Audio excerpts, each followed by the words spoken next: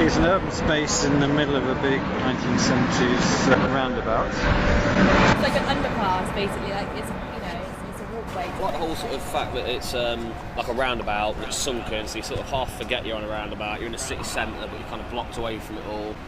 Even though there's all the traffic all around it. We're in the middle of a roundabout and all the traffic's going round on the outside. That particular place, you know there's never going to be any cars there.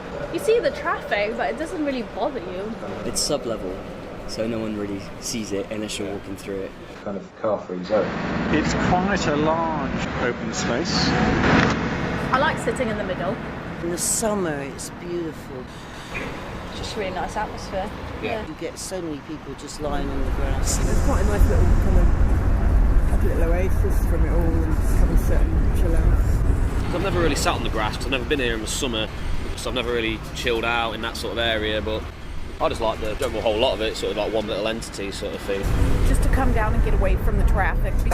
This would be just a little oasis away from that. I think because it's just like, it's away from that kind of main shopping area. Because it's kind of enclosed, so you don't really notice the traffic in a strange way. It's quite a private place. I think maybe there's the contrast.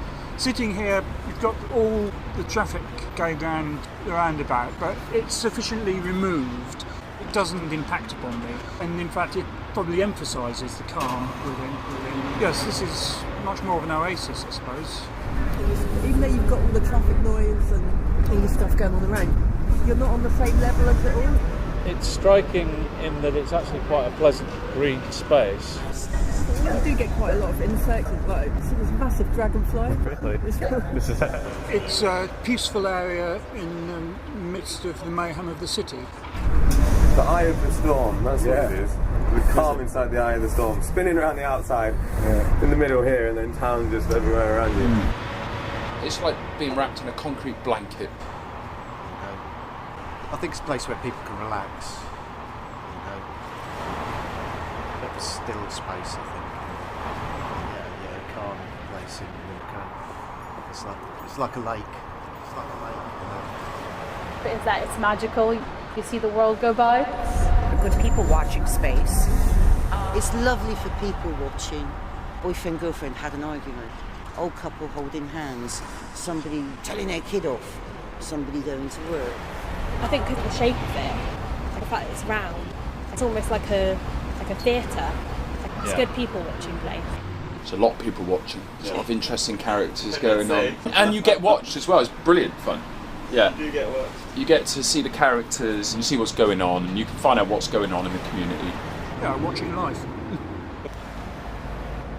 You wouldn't think that this exists. It's really hard to explain. When you drive around it, you do notice there's something big inside. But actually, it's like a little community in here.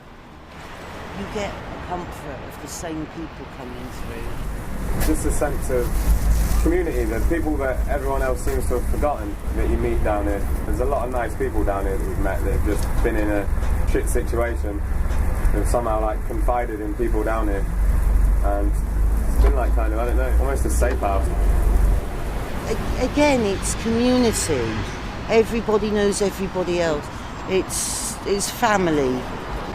I've learned more in this last year since I've been down here about people and society than I have in the rest of my 40 odd years.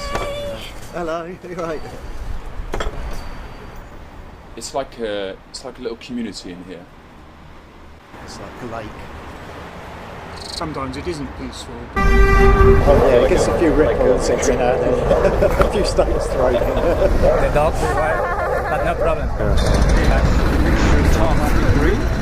Pneumatic drill going off, a woman preaching down a microphone, sirens going on, people shouting, dogs barking. You don't realise how much that affects your mood. There's a weird effect of the tunnel. Seems to amplify some noises. The echoes in the tunnels. I experience it as something really, really stressful because it sounds like someone is shouting and having a... It is an edgy place, I think. It's just, even though it's right next to the city centre, it's sort of like, there's that edge of society feel to it. Most people that come to the Bearpit only want peace and quiet. It is a shithole. It's striking in that it's actually quite a pleasant green space. Architecturally, it's not a very welcoming place. But totally underused, totally neglected, and become very run down and a kind of forgotten space. Every time I enter the beer, I see what a shit on. If it was all cleaned up, it wouldn't work. Don't take its charm away because it is, it's got that authentic feel to it, but it's a bit dilapidated. Well, yeah, it's a bit rough around the edges, but you get used to it. No, everyone said it was dangerous. I haven't felt that since I've been down here. So there is often some kind of chaos going on out there. There'll be either shouting or somebody drunk, even if it's just innocuous, kind of somebody from the bus station bumping a big suitcase down the step. People told me about it when I had accepted the job, but it really wasn't that bad. Bearpit was always kind of the place that everyone said to avoid when it got beyond a certain time of night. In the night it's different. Evenings sort of less convinced about walking through sometimes. No, I wouldn't come down here at night. Not as safe, I guess, in the night, I don't know. Things have happened here over the years, but very infrequently, very rarely. No, that's right. After we moved in, I actually realised it was not as bad as, I kind of thought that there might be gangs of marauding youths hanging around outside every day and that we'd have to leave out the back sort of thing. And actually, in the evenings, it hasn't really felt unsafe. You've got all these good things here. I think it's great. It's certainly better than it was. It's a lot better than it used to be, actually. It's got a much better atmosphere to it. The fact that there's the stalls down here make it a nicer vibe generally. 10 years ago, it was not a place you'd want to walk through public. I think it's fine. It has a high footfall. You head in one direction, you end up in Clifton Village. You head in another, you end up in Stokes Croft. And next, you're in St George, St Paul's, and if not Broadmeads, and then Cabot Circus. It's a fantastic connectional hub. It connects the mainstream part of the city to the more alternative side of Bristol, with Stokes Croft and across the road. It's a transitional area. It sort of speeds up at certain times and slows down again during the day. It's a place of movement, like people are just passing through.